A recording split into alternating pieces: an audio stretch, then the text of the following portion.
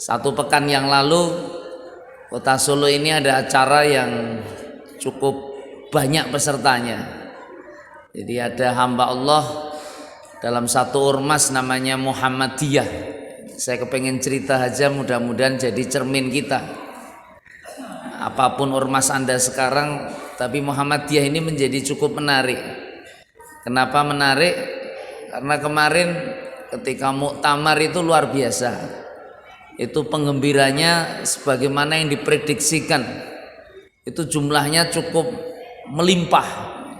Hampir 2, bahkan dalam catatan ada yang menyampaikan sampai mendekati angka 3 juta.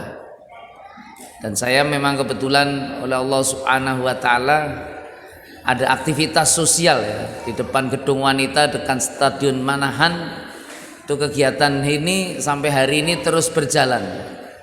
Kami kebetulan yang bertanggung jawab untuk mengelola satu warung sedekah namanya.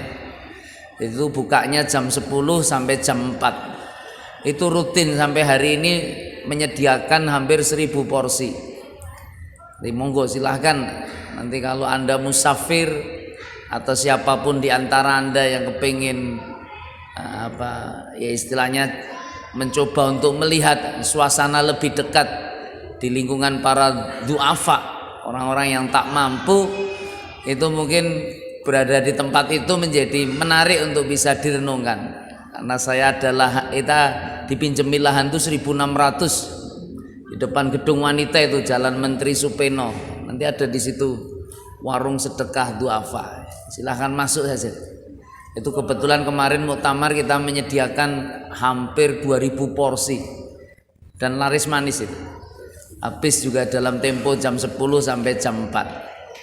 Nah, kenapa? Karena banyak sekali penggembiranya. Ini kan tahu penggembira. Penggembira itu kira-kira hatinya gembira tidak kira-kira?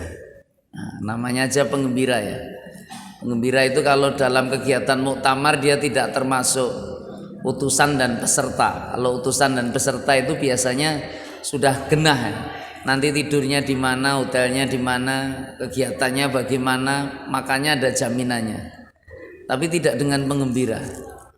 Dan kami kebetulan juga 1,5 bulan yang lalu sebelum acara muktamar sempat ditelepon.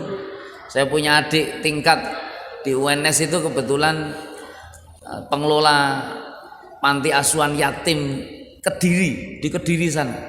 Itu kontak sama saya. Ustaz Iqbal katanya ada warung sedekah ya di Manahan. Iya. Dia menyampaikan, saya ini rencananya besok muktamar mau datang. Ini saya sudah konfirmasi, kami bukan dari peserta, kami bukan juga dari utusan. Kami juga menghubungi panitia itu ternyata sudah full, sudah penuh itu. Makanya Solo kemarin ya beberapa hari itu kemudian diliburkan sekolah karena kelas-kelas itu ternyata juga digunakan kegiatan transit. Jadi tamunya jauh-jauh itu sekedar transit itu kepingin mandi, istirahat, layah-layah gitu. Dan ini faktual ini di mana-mana. Dan saya biasanya kalau saya dari tempat kami ke Manahan itu, saya minta maaf itu memakan waktu hanya 15 menit. Tapi kemarin pada waktu saat acara itu 2 jam itu baru sampai. Jadi macet total betul. Macet total betul. Banyak sekali. Lah saya cerita teman saya yang dari Kediri itu. Dari Kediri itu kontak sama saya, Ustaz, saya membawa anak yatim jumlahnya 38. Kami penggembira. Nah, kami butuh tempat itu. Saya hubungi panitia katanya sudah banyak full. Kalau diperkenankan saya nanti bisa transit anak-anak kami itu sekedar ya istilahnya mandi di tempat jenengan. Nanti ya saya minta kebutuhan makannya bisa dipenuhi dan kami bayar. Kami bayar. Saya bilang, oh kalau siang insya Allah kami sediakan jam 10 dan gak usah bayar, tempat saya biasanya memang gak berbayar itu warung. Namanya aja warung sedekah. Mudah-mudahan diantara kita ya termasuk diantara bagian yang hamba-hamba Allah yang disadarkan dalam urusan itu. Apa? Kasih sayang terhadap du'afa. Ini penting, ini menjadi kata kunci. Dan ternyata betul. Ya alhamdulillah Allah Subhanahu wa taala datang betul itu. Lah paginya gimana Ustaz? Minta dipesankan. Wah kalau paginya saya belum bisa menjamin. Tapi 3-4 hari menjelang acara kami di grup manajemen warung sedekah itu disampaikan, Ustadz Iqbal, kalau bisa besok hari Sabtu itu kita tambah sampai 1000 porsi lagi. 1000 porsi itu kan nggak sederhana. Nek masak ya kudune kompore ya tambahan itu. Apa piring-piringnya juga tambah, aktivitas tenaganya tambah. Kami siap lembur Ustaz. Tapi kami juga untuk bisa menentukan agar kualitas masakan baik, karena masak 2000 juga sangat nggak sederhana. Kalau 1000 itu kan sudah kita pakem itu, kita carikan menu-menu yang bisa pakem. Lah mintanya apa? Mintanya soto Jawa. Soto Jawa. Saya cari di handphone saya, ternyata saya punya kenalan seorang kawan. Saya minta maaf, yang owner pemilik ini ngiklankan ya, SSB Soto Seger Boyolali. Nah, itu punya cabang banyak sekali. Dulu dia pegawai negeri keluar karena membantu mertuanya, kemudian ngelola apa ini. Ini jadi berkembang cukup pesat di mana-mana. Ini kebetulan beliau saya minta tolong. Kalau bisa saya minta tolong bisa nyediakan soto 2000 tetapi rasanya ya kaya SSB. Saya nggak memperkirakan itu. Ternyata memang konsep kalau sudah dijual soto itu ya, itu satu jimbeng besar itu untuk kuah penuh itu hampir separuh itu ya daging sama tulang-tulang itu.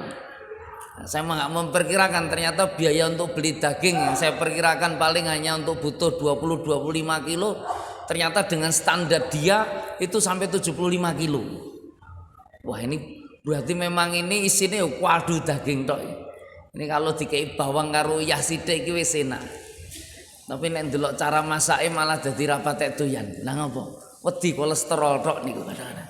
Tapi inilah nyata, ini fakta. Dan luar biasa ya alhamdulillah acara itu bisa sukses dan lain sebagainya.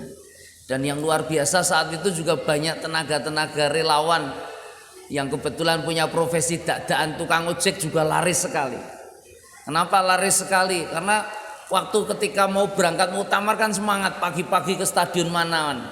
Mereka nggak memperkirakan jarak ini jane pirang meter pirang kilo, tapi jalan kaki kan semangat.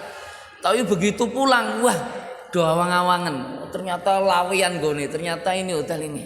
Akhirnya tukang ojek itu laris manis.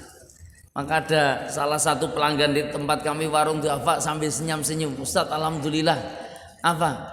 Ini hari ini saya jadi ojek dadakan itu penghasilan saya sampai 600.000 katanya. Wah 600.000. Saya ndonga Ustadz. Tapi ndongane kita ora dikabulke Gusti Allah. Lah ndongamu apa? Setiap hari muktamar namanya gitu.